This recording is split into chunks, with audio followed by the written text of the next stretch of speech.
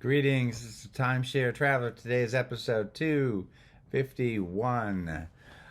Hilton owner update. I had an update on December 2024, close to Christmas, and I want to cover several things. First of all, I want to talk about the deeds plan they have and their collection points plan and sort of what's different. Then I'll talk a little bit about the Bluegreen integration, which then leads me to my 2025 maintenance fees and usage, and sort of tie in. I bought to get a VIP package to hold prices and then wait till the whole Bluegreen thing figures out. So there's actually a flow here that's consistent with some of the decisions I made. So I recommend you hold on to watch the whole video, and don't forget to like and subscribe. That would be really helpful for my channel. So let me jump right into the deeds versus collection points. Okay, so I sat down and they were talking about the Hilton Grand Vacation still continues to sell deeded points. And I have plenty of deeds. That's kind of where I started. So it was kind of the joint discussion of not needing any more of that, but they're still available. They also, collection points are being sold to use with Hilton Club properties, and they describe Bluegreen, but they couldn't actually say it because they said there's nothing official. And so I was like, okay, that's kind of nice idea, but exactly what should I do, or how many should I get, or all kinds of questions come to my mind, and I just didn't really want to take a shot in the dark. They're also selling deeds for some club properties. And so the challenge I was sitting with my future challenge was to balance my points across the different programs to get the availability I wanted. Had heavily in the old HGV Hilton Grand Vacations, and also HGV Max. So the questions in my mind were, is the 6-month window sufficient?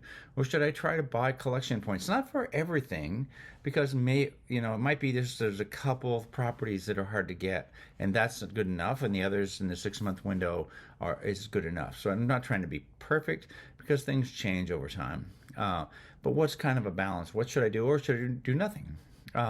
What is the correct amount of collection points? And I said, without the Bluegreen information, I make a decision based on diamond, but not with the other details. So that was the struggle that I was going in my mind. I could not need more deeds, but then how much is collection points? I did find out that you can't upgrade your deeded property you can't use the equity to turn it into as part of a collection purchase. Which then leads me to the heart of the question for me, which was the Bluegreen integration. It's supposed to be announced in the first quarter of 2025, and that's good. We're getting close.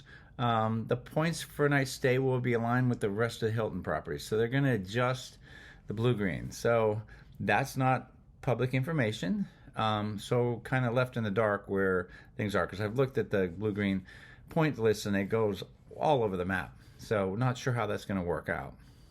Again, the details not available.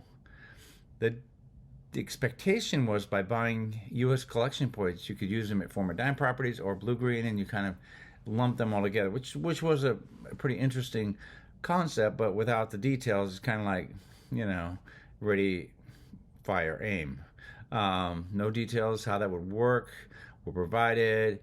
No Bluegreen locations were available on the Hilton website, nor with how many points they need anyway. So ultimately, I decided to wait until the details were available so I could could build a proper portfolio. But they were also offering me, this was a promotional price. So how do you lock in the promotional price? Figure out what's going on when you don't have all the information. That's where the next slide comes in. So the next slide talks about the maintenance fees that I was talking about from the last slide. And I saw an increase of 6%. So I'm trying to balance all this stuff that's increasing. And, the increase was similar last year, which is higher than Marriott and Worldmark. When I questioned it, they said, yeah, the Bluegreen integration is added expense. That's probably, they've spread it out over a couple of years. So it's sort of, even though they were a little lower last year, a little lower than the others last year, they were sort of spreading that integration out. So the increases were reflecting that. I also used all my points in 2024, and most of the benefits I had used almost all of my lift credits, almost all my free open season credits. In fact, I'm sitting in a unit right now that I'm using my open season credits. I did not use the $100 credit for incidentals. There's still a week or two left. Maybe I'll get a chance to do it. And I did receive quite a few complimentary upgrades.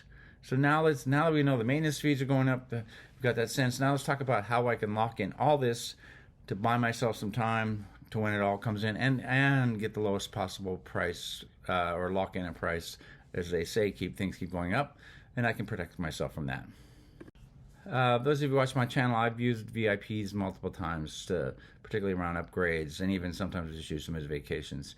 But I bought a VIP package which locks in my prices, and it's a way to buy a week in a 2-bedroom of points, basically by paying the maintenance fees. So there's no like upfront costs, and it's kind of priced at it's like $1,695. It locks in prices for 18 months.